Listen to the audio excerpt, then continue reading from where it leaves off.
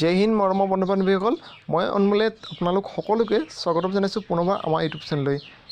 আজি মই পুনৰ 20টা এনেধৰণৰ কুৱেশ্যন আনচাৰ লৈ আহিছোঁ, যিকেইটা কুৱেশ্যন আনচাৰ আপোনালোকৰ সকলো ধৰণৰ প্ৰতিযোগিতামূলক পৰীক্ষাৰ বাবে সহায়ক হ'ব। তাৰ আগতে বন্ধু বান্ধৱীসকল, যদি আপোনালোকে আমাৰ চেনেলটো ছাবস্ক্ৰাইব কৰা নাই তেনেহ'লে ছাবস্ক্ৰাইব কৰি ল'ব আৰু ভিডিঅ'টো লাইক কৰিবলৈ নপাহৰিব। আৰু লগতে আমি টেলিগ্ৰাম চেনেলৰ লিংক তলৰ ডেছক্ৰিপশ্যনত দি দিছোঁ, তাত গৈ জইন হৈ ল'ব পাৰিব। বলক তেনেহ'লে আমি আজিৰ ভিডিঅ'ত থকা মূল কুৱেশ্যনকেইটালৈ আগবাঢ়োঁ। ডেইলি আছামিজ জিকে ভিডিঅ' পাবলৈ আমাৰ চেনেলটি এতিয়া ছাবস্ক্ৰাইব কৰক। বন্ধুসকল, আজি এই ভিডিঅ'টোৰ 1 নম্বৰ প্ৰশ্নটো হৈছে, বৰ্তমান অসমৰ গৃহমন্ত্ৰীজনৰ নাম কি?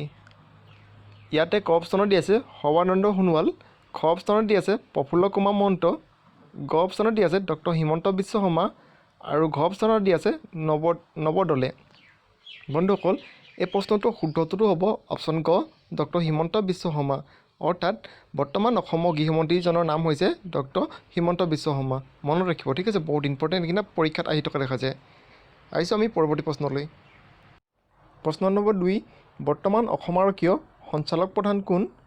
ক অপশ্যনত দি আছে ভাস্কৰজ্যোতি মহন্ত, খ অপশ্যনত দি আছে পল্লৱ ভট্টাচাৰ্য, গ অপশ্যনত দি আছে খগেন শৰ্মা আৰু ঘ অপশ্যনত দি আছে জি পি সিং। বন্ধুসকল, এই প্ৰশ্নটোৰ শুদ্ধটো হ'ব অপশ্যন ঘ, জি পি সিং। অৰ্থাৎ বৰ্তমান অসম আৰক্ষীৰ সঞ্চালক প্ৰধান হৈছে জি পি সিং। মনত ৰাখিব, এইখিনি আহি থকা দেখা যায়। নেক্সট কুৱেশ্যন নম্বৰ 3, অসম সাহিত্য সভাৰ বৰ্তমান সভাপতি কোন? ইয়াতে ক অপশ্যনত দি আছে পৰমানন্দ ৰাজবংশী, খ অপশ্যনত দি আছে ধ্ৰুৱজ্যোতি বৰা, গ অপশ্যনত দি আছে কনকসেন ডেকা আৰু ঘ অপশ্যনত দি আছে ডক্টৰ কুলধৰ শইকীয়া। বন্ধুসকল, এই প্ৰশ্নটোৰ শুদ্ধটো হ'ব অপশ্যন ঘ, ডক্টৰ কুলধৰ শইকীয়া। অৰ্থাৎ অসম সাহিত্য সভাৰ বৰ্তমান সভাপতি হৈছে doctor Kuladhar Saikia. Next question number 4, অসমত গণ দিৱস কোন তাৰিখে পালন কৰা হয়? ইয়াতে ক অপশ্যনত দি আছে 22 অক্টোবৰ, খ অপশ্যনত দি আছে 22 ছেপ্টেম্বৰ, গ অপশ্যনত দি আছে 22 জুন আৰু ঘ অপশ্যনত দি আছে 22 মে'। বন্ধুসকল, এইটো ক্ষেত্ৰত আপোনালোকক জনাই থওঁ যে পৰীক্ষাত এনেকুৱা ধৰণৰ কুৱেশ্যন আহি থকা দেখা যায় যে তাৰিখটো একেই থাকে, ঠিক আছে, মাহটো অলপ সলনি কৰি দিয়ে মানে অপশ্যনকেইটাৰ ক্ষেত্ৰত। সেইটো কাৰণে আপোনালোকে ভালদৰে মানে কুৱেশ্যনটো ভালদৰে চাই ল'ব কি কৈছে আৰু মনত ৰাখিব, ঠিক আছে, মানে ভিডিঅ'টোত কি কৈছোঁ বা আপোনালোকে কি পঢ়িছে তাৰিখটো ভালদৰে মনত ৰাখি ল'ব, ঠিক আছে। বন্ধুসকল, এই প্ৰশ্নটোৰ শুদ্ধটো হ'ব অপশ্যন খ, 22 ছেপ্টেম্বৰ। অৰ্থাৎ অসমত গণ দিৱস 22 ছেপ্টেম্বৰ তাৰিখে পালন কৰা হয়। চাওক চেপ্টাৰ 22 তাৰিখ আহিলে হয় নহয়, সেইটো কাৰণে কোনটো 22 মানে কনফিউজ হৈ যায়, সেইটো কাৰণে মনত ৰাখিব, ঠিক আছে। 22 ছেপ্টেম্বৰ তাৰিখে অসমত গণ দিৱস পালন কৰা হয়। নেক্সট আহিছোঁ আমি পৰৱৰ্তী প্ৰশ্নলৈ। কুৱেশ্যন নম্বৰ 5, 2018 চনৰ লোকপিয়ল মতে কাজিৰঙাত গড়ৰ সংখ্যা কিমান? ইয়াতে ক অপশ্যনত দি আছে 2413টা, খ অপশ্যনত দি আছে 2735টা, গ অপশ্যনত দি আছে 1411টা আৰু ঘ অপশ্যনত দি আছে 642টা। বন্ধুসকল, এই প্ৰশ্নটোৰ শুদ্ধটো হ'ব অপশ্যন ক, 2413টা। অৰ্থাৎ 2018 চনৰ লোকপিয়লৰ মতে কাজিৰঙাত গড়ৰ সংখ্যা হৈছে 2413টা। Next question number 6, Namami Brahmaputra উৎসৱ প্ৰথমবাৰৰ বাবে কেতিয়া পালন কৰা হৈছিল? ইয়াতে ক অপশ্যনত দি আছে 2018 চনৰ এপ্ৰিল মাহত, খ অপশ্যনত দি আছে 2017 চনৰ এপ্ৰিল মাহত, গ অপশ্যনত দি আছে 2016 চনৰ এপ্ৰিল মাহত আৰু ঘ অপশ্যনত দি আছে 2015 চনৰ এপ্ৰিল মাহত। বন্ধুসকল, এই প্ৰশ্নটোৰ শুদ্ধটো হ'ব অপশ্যন খ, 2017 চনৰ এপ্ৰিল মাহত। অৰ্থাৎ নমামী ব্ৰহ্মপুত্ৰ উৎসৱ প্ৰথমবাৰৰ বাবে 2017 চনৰ এপ্ৰিল মাহত পালন কৰা হৈছিল। নেক্সট এইবাৰ আহিল চাওক কুৱেশ্যন নম্বৰ 7, নমামী বৰাক উৎসৱ প্ৰথমবাৰৰ বাবে কেতিয়া পালন কৰা হৈছিল? আমি ইয়াৰ আগৰ প্ৰশ্ন অৰ্থাৎ 6 নম্বৰ প্ৰশ্নত পাইছিলোঁ নমামী ব্ৰহ্মপুত্ৰ উৎসৱ হয় নাই প্ৰথমবাৰৰ বাবে কেতিয়া পালন কৰা হৈছিল, আৰু এই কুৱেশ্যনত আহিল নমামী বৰাক উৎসৱ প্ৰথমবাৰৰ বাবে কেতিয়া পালন কৰা হৈছিল। মানে কনফিউজ হ'ব, ঠিক আছে, সেইটো কাৰণে চাই ল'ব। আৰু তাৰ যোনটো অপশ্যন আছে অপশ্যনকেইটা দেখিছেই বহুতে মানে কনফিউজ হৈ যাব, ঠিক আছে। সেইটো ভালদৰে প্ৰশ্নটো পঢ়ি ল'ব আৰু অপশ্যনকেইটা চাই ল'ব ভালদৰে। এই প্ৰশ্নটোৰ ক অপশ্যনত দি আছে 2018 চনৰ নৱেম্বৰ মাহত, খ অপশ্যনত দি আছে 2017 চনৰ নৱেম্বৰ মাহত, গ অপশ্যনত দি আছে 2016 চনৰ নৱেম্বৰ মাহত আৰু ঘ অপশ্যনত দি আছে 2015 চনৰ নৱেম্বৰ মাহত। বন্ধুসকল এই প্ৰশ্নটোৰ শুদ্ধ উত্তৰটো হ'ব অপশ্যন খ 2017 চনৰ নৱেম্বৰ মাহত। অৰ্থাৎ নমামি বৰাক উৎসৱ প্ৰথমবাৰৰ বাবে 2017 চনৰ নৱেম্বৰ মাহত পালন কৰা হৈছিল।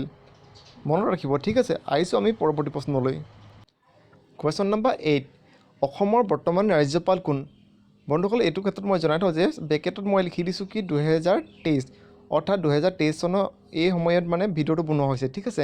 ভিডিঅ'টো হয়তো বহুতে আজি 2 বছৰ 3 বছৰ পিছতো চাব পাৰে, হয় নে নহয়? সেইটো কাৰণে কি হয়, তেখেতৰ কাৰণে এই অপশ্যনটো তাৰ উত্তৰটো ভুল হৈ যাব পাৰে। কেতিয়া? যেতিয়া হয়তো ৰাজ্যপাল সলনি হৈ যাব, হয় নে নহয়? সেইটো কাৰণে 2023 লিখি দিয়া হৈছে।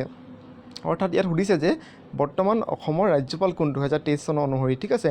ইয়াতে ক অপশ্যনত দি আছে জগদীশ মুখী, খ অপশ্যনত দি আছে দীপক মিশ্ৰ, গ অপশ্যনত দি আছে ভেংকৰা নাইডু আৰু ঘ অপশ্যনত দি আছে গোলাপ চান্দ কাটাৰিয়া। বহুতে এইটো কনফিউজ আৰু মানে নেজানে, ঠিক আছে, সলনি হ'ল বুলি। বন্ধুসকল এই প্ৰশ্নটোৰ শুদ্ধ উত্তৰ হৈছে অপশ্যন ঘ গোলাপ চান্দ কাটাৰিয়া। অৰ্থাৎ বৰ্তমান অসমৰ ৰাজ্যপাল হৈছে গোলাপ চান্দ কাটাৰিয়া। নেক্সট কুৱেশ্যন নম্বৰ 9, বিশ্ব যোগ দিৱস কোন তাৰিখে পালন কৰা হয়? অৰ্থাৎ ইয়াত সুধিছে বিশ্ব য়োগা দিৱস, তথা কেতিয়াবা এনেকৈ দিব পাৰে যে যোগ দিৱস বা য়োগা দিৱস কোন তাৰিখে পালন কৰা হয়, ঠিক আছে। প্ৰশ্নটো একেই হ'ব। ইয়াতে ক অপশ্যনত দি আছে 21 জুলাই, খ অপশ্যনত দি আছে 22 মে', গ অপশ্যনত দি আছে 21 জুন আৰু ঘ অপশ্যনত দি আছে 22 জুন। এইটো ক্ষেত্ৰত বহুতে কনফিউজ হয়, সেইটো কাৰণে ভালদৰে কুৱেশ্যনটো পঢ়ি ল'ব আৰু মানে কি অপশ্যনত কি দিছে সেইটো চাই ল'ব, ঠিক আছে।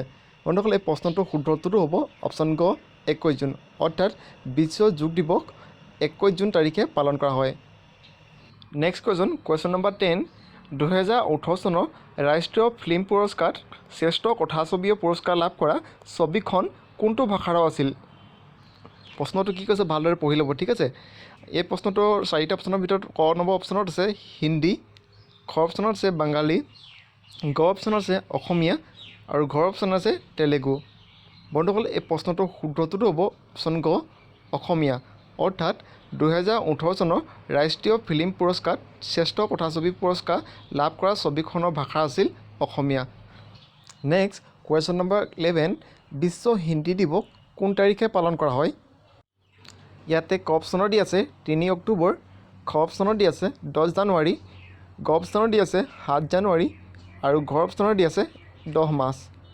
বন্ধুসকল এই প্ৰশ্নটোৰ শুদ্ধ উত্তৰটো হ'ব অপশ্যন খ 10 জানুৱাৰী।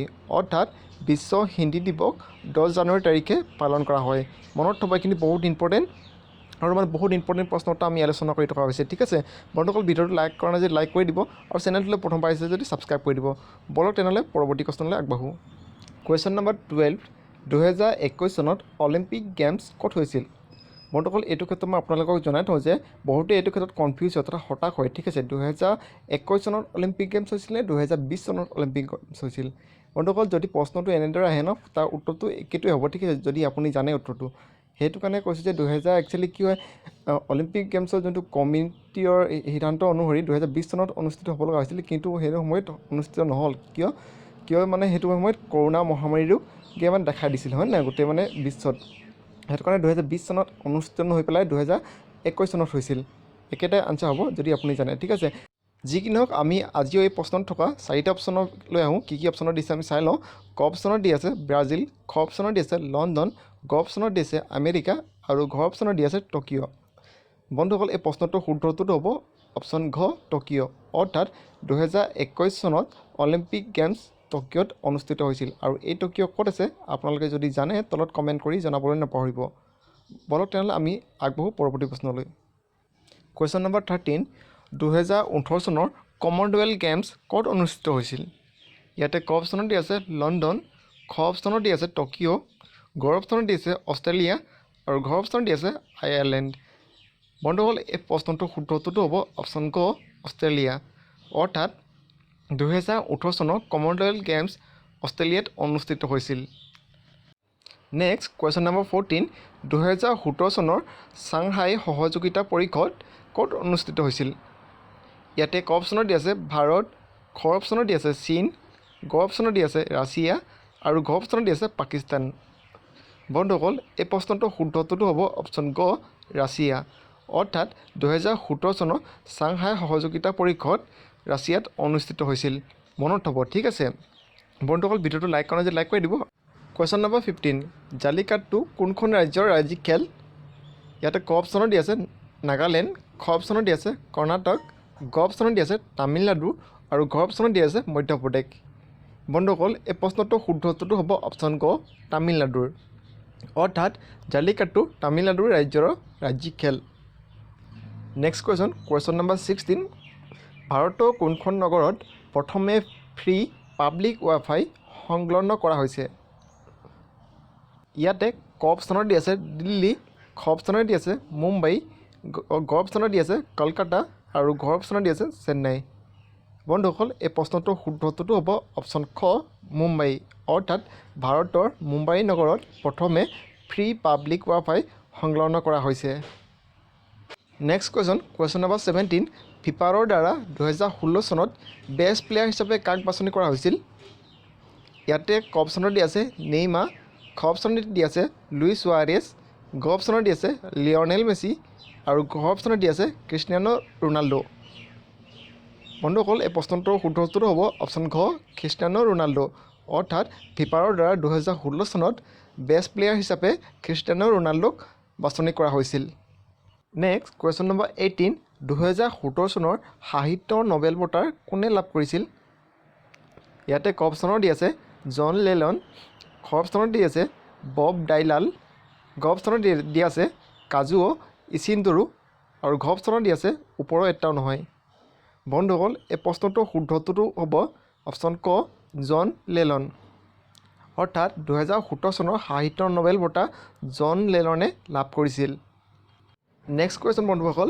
কুৱেশ্যন নম্বৰ 19 ভাৰতৰ প্ৰথম পূৰ্ণ পৰ্যায়ৰ মহিলা প্ৰতিৰক্ষা মন্ত্ৰী কোন ইয়াতে ক অপশ্যনত দি আছে সুষমা স্বৰাজ খ অপশ্যনত দি আছে নিৰ্মলা সীতাৰমণ গ অপশ্যনত দি আছে স্মৃতি ইৰাণী আৰু ঘ অপশ্যনত দি আছে ইন্দিৰা গান্ধী বন্ধুসকল এই প্ৰশ্নটোৰ শুদ্ধ উত্তৰটো হ'ব অপশ্যন খ নিৰ্মলা সীতাৰমণ অৰ্থাৎ ভাৰতৰ প্ৰথম পূৰ্ণ পৰ্যায়ৰ মহিলা প্ৰতিৰক্ষা মন্ত্ৰী হৈছে নিৰ্মলা সীতাৰমণ বন্ধুসকল আজি এই ভিডিঅ'ৰ অন্তিম প্ৰশ্ন তথা শেষ প্ৰশ্নটো হৈছে কুৱেশ্যন নম্বৰ 20 ৰামনাথ কোবিন্দ ভাৰতৰ কিমানতম ৰাষ্ট্ৰপতি আছিল ইয়াতে ক অপশ্যনত দি আছে 13তম খ অপশ্যনত দি আছে 14তম গ অপশ্যনত দি আছে 15তম আৰু ঘ অপশ্যনত দি আছে 16তম বন্ধুসকল এই প্ৰশ্নটোৰ শুদ্ধ উত্তৰটো হ'ব অপশ্যন খ 14তম অৰ্থাৎ ৰামনাথ কোবিন্দ ভাৰতৰ 14তম ৰাষ্ট্ৰপতি আছিল বন্ধুসকল আজি ভিডিঅ'টো কেনে লাগিল তলত কমেণ্ট কৰি জনাবলৈ নাপাহৰিব